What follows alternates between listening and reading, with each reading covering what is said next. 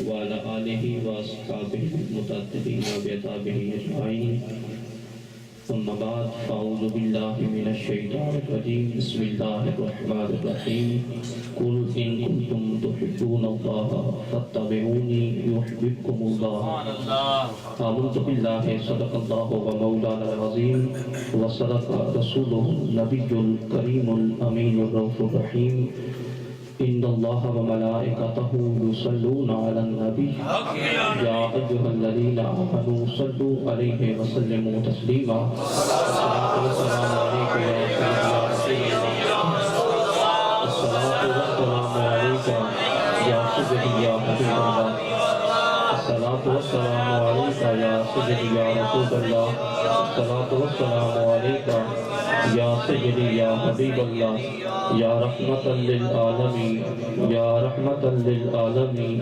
انت شفیع المذنبین اقرب لنا یوم الحزن فضلا وجودا والکرم.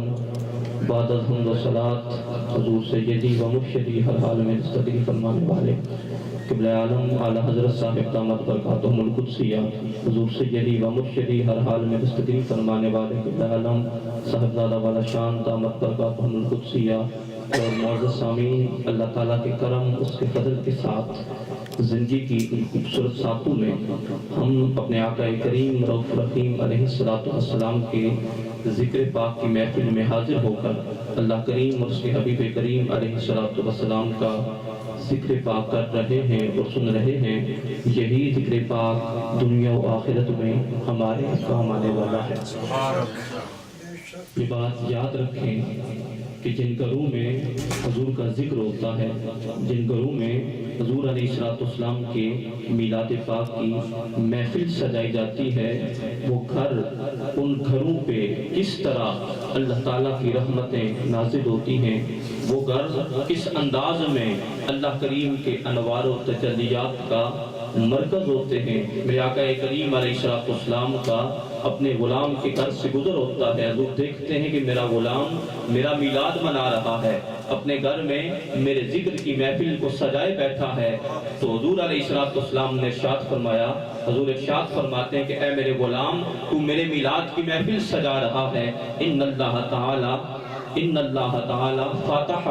لک ابواب رحمت. حضور نے فرمایا اللہ کریم نے تو اپنے گھر میں میرا ذکر کر رہا ہے، میرے میلاد شریف کی محفل سجا رہا ہے، اللہ کریم نے اپنی رحمتوں کے سارے دروازے تیرے لیے کھول دیے.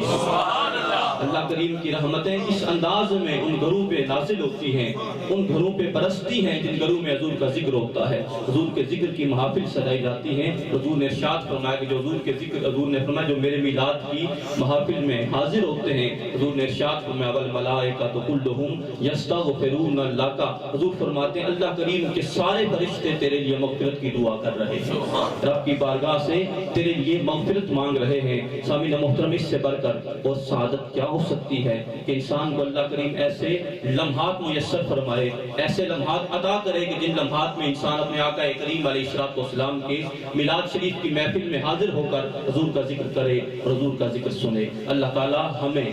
ایسی محافل میں زیادہ سے زیادہ شرکت کرنے کی بھی توفیق عطا فرمائے اور اللہ تعالیٰ ہمیں اپنے حبیب علیہ السلام کی سچی محبت بھی عطا فرمائے. میں نے جو آیہ مقدسہ تلاوت کی، مجھ سے قبل آپ نے بہت ساری تقاریر سماعت فرمائی. اکثر زیادہ یہ بات ہوتی رہی کہ حضور علیہ السلام کی پہنچ کے حوالہ سے، حضور علیہ السلام کے حاضر و نازل ہونے کے حوالہ سے، حضور علیہ السلام کی نگاہ پاک کے حوالہ سے کہ میرے آقا کریم علیہ السلام سے کوئی چیز پوشیدہ نہیں ہے. ایک بات اس پہ کر کے آیہ مقدسہ کا ترجمہ اور 2-3 احادیث طیبات اس کے ضمن میں آپ کی سماعتوں کے سامنے پیش کر کے اپنی بات کو ختم کروں گا. میرے آقا کریم علیہ السلام تشریف فرما ہیں. حضرت سیدنا علی المرتضیٰ شیر خدا رضی اللہ تعالیٰ عنہ آپ فرماتے ہیں حضور ہمارے درمیان تشریف فرما ہیں اور حضور علیہ السلام دعا فرما رہے ہیں. آپ فرماتے ہیں حضور دعا فرما رہے ہیں، ہمارے درمیان تشریف فرما ہیں. آپ فرماتے ہیں حضور نے دعا فرماتے ہوئے تبسم فرمایا. آپ فرماتے ہیں جب حضور نے دعا مکمل فرمائی، دعا مکمل کرنے کے بعد میں نے عرض کیا کہ یا رسول اللہ صلی اللہ علیہ وسلم آپ جب دعا فرما رہے تھے تو یا رسول اللہ آپ نے دعا فرماتے ہوئے تبسم فرمایا۔ اب یہ بات ہو رہی ہے میرے آقا کریم علیہ الصلوۃ والسلام اپنے محل مبارک میں تشریف فرما ہیں، اپنے غلاموں میں صحابہ کرام رضوان اللہ تعالی علیہم اجمعین میں حضور تشریف فرما ہیں۔ حضور کی بارگاہ میں غلام یہ عرض کر رہے ہیں، حضرت سیدنا علی المرتضیٰ شیر خدا رضی اللہ تعالیٰ عنہ آپ عرض کر رہے ہیں کہ آقا آپ نے تبسم فرمایا، اس کی کیا وجہ ہے؟ یہ حضور کی نگاہ کی بات ہوتی ہے۔ آپ عرض کرتے ہیں یا رسول اللہ آپ نے تبسم فرمایا، ذرا ہمیں بھی رہنمائی فرمائے، ہماری رہنمائی فرمائے، تاکہ قیامت تک آنے والے آپ کے غلاموں کے لیے یہ چیز رہنمائی بن جائے۔ جب غلام نے عرض کیا تو میرے آقا کریم علیہ الصلوۃ والسلام نے ارشاد فرمایا، اے علی اگر پوچھتے ہو تو پھر سنو، ضحکت بضحک ربی، علی میں نے دیکھا، علی میں نے دیکھا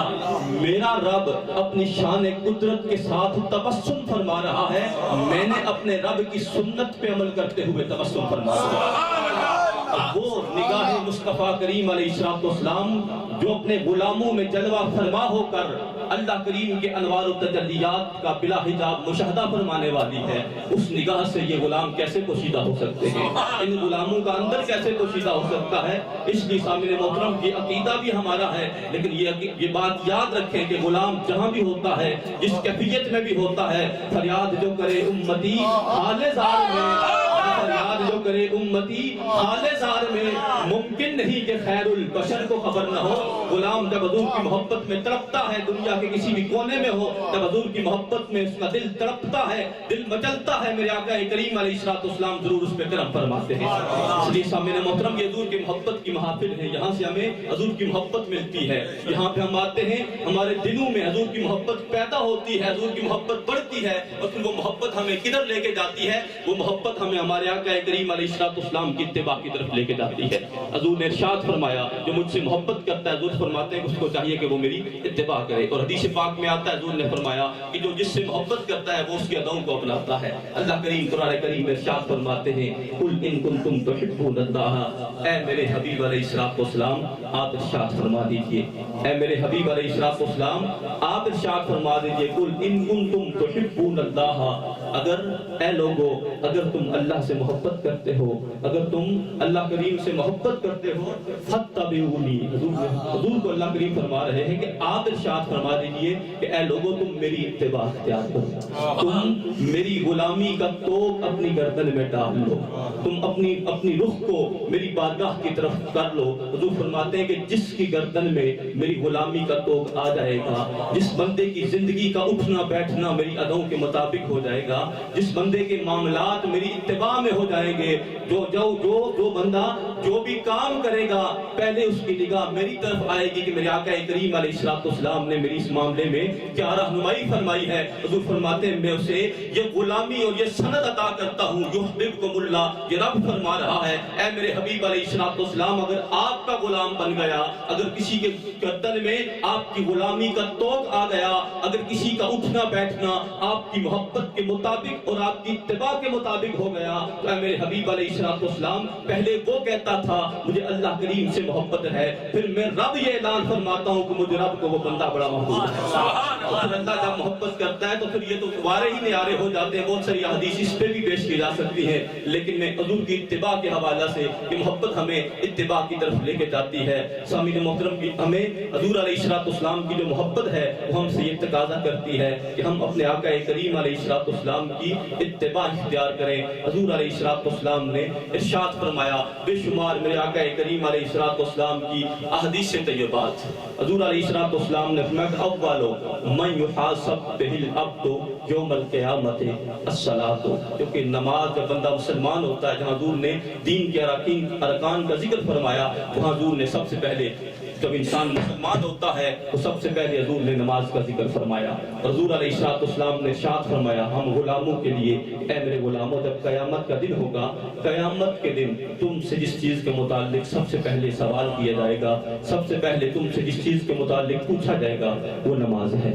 وہ نماز ہے، نماز کے متعلق ان سے سوال کیا جائے گا۔ حضور نے ارشاد فرمایا جو اس معاملے میں کامیاب ہوا وہ کامیاب ہوا، اور حضور علیہ السلام نے فرمایا کہ جو اس معاملے میں ناکام ہوا اس نے نقصان اٹھایا۔ کہیں ہم اس طرف تو نہیں جا رہے۔ آج ہمیں اس چیز کی فکر کرنے کی ضرورت ہے کہ حضور علیہ السلام کی محبت ہم سے یہ متقاضی ہے، یہ تقاضا کرتی ہے کہ میرے آقا کریم علیہ السلام کی جو اتباع ہے، اللہ کریم نے قرآن کریم میں ارشاد فرمایا من یطع الرسول فقد اطاع اللہ، کہ جس نے بھی رسول اللہ صلی اللہ علیہ وسلم کی اطاعت کی، اللہ کریم ارشاد فرماتے ہیں کہ اس نے اللہ کی اطاعت کی۔ حقیقت میں اللہ کریم کی اطاعت کرنے والا ہی وہی ہے جس نے اپنی جبین کو رسول اللہ کی بارگاہ میں جھکا دیا، جس کا تعلق حضور کے ساتھ جڑ گیا۔ اس کی سامنے محترم حضور علیہ السلام کی جو اتباع ہے وہ ہمیں کس طرف لے کے جاتی ہے؟ حضور علیہ السلام نے ارشاد فرمایا آج ہمیں اس چیز کی بہت زیادہ ضرورت ہے۔ حضور نے ارشاد فرمایا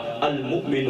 للمؤمن کالبنیان، حضور نے فرمایا کہ جو مومن ہے ہم سب ایمان والے ہیں، ہم سب حضور سے محبت کرنے والے ہیں، اور محبت لے کے جاتی ہے اتباع کی طرف، محبت لے کے جاتی ہے کہ انسان اپنے آقا کریم علیہ السلام کی اتباع اختیار کرے، انسان اپنے آقا کریم علیہ السلام کے دامن سے مضبوطی سے وابستہ ہو جائے۔ حضور نے ارشاد فرمایا المؤمن للمؤمن کالبنیان، حضور فرماتے ہیں کہ جو مومن ہے وہ مومن کے لیے دیوار کی مانند ہے، دیوار کی مانند ہے۔ حدیث پاک حضور فرماتے ہیں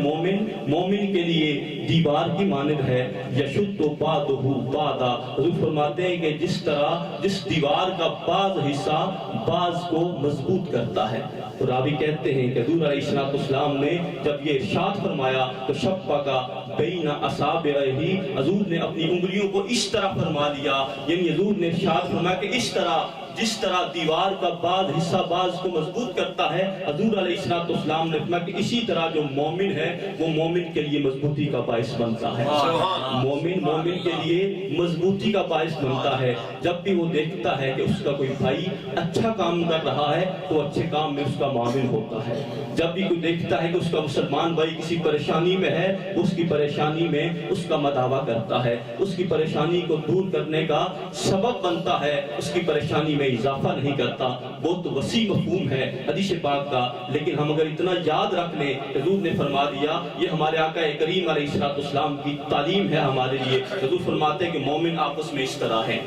مومن آپس میں اس طرح ہیں۔ حضور کی دوسری حدیث پاک دیکھی جائے حضور نے فرمایا المؤمن مرآۃ المؤمن، حضور فرماتے ہیں مومن کا آئینہ ہے، اذا رأى فیہ عیبا اصلحہ، حضور فرماتے ہیں جب اس کی کوئی ایسی بات لگتی ہے جو اس کے نزدیک اچھی نہیں ہے، جو عیب ہے، حضور فرماتے ہیں کہ وہ اس کے عیبوں کی تشہیر نہیں کرتا، اگر کسی کے اندر وہ عیب دیکھتا ہے تو اس بندے کی اصلاح کرتا ہے، وہ اس کے لیے اچھے انداز میں اصلاح کرتا ہے۔ اب سامعین محترم یہ بات ہمیں سوچنی ہوگی کہ کیا ہم اپنے آقا کریم علیہ السلام کی ان تعلیمات کو صدق کے دل سے قبول کرنے والے ہیں اور ان پہ عمل پیرا ہونے والے ہیں کہ حضور نے ہمیں ارشاد فرما دیا کہ مومن کے لیے دیوار ہے، دیوار کی مانند ہے، یعنی وہ آپس میں ہمیشہ اکٹھے رہتے ہیں۔ اگر کسی کو کوئی بات اچھی نہیں لگتی تو اس کی باتوں کو لوگوں میں بیان نہیں کرتا بلکہ وہ اس کی اصلاح کرنے کی کوشش کرتا ہے۔ اللہ تعالی ہمیں سمجھنے کی توفیق عطا فرمائے، اور اللہ تعالی ہمیں اپنے حبیب علیہ السلام کی جو سچی اور پکی اتباع ہے،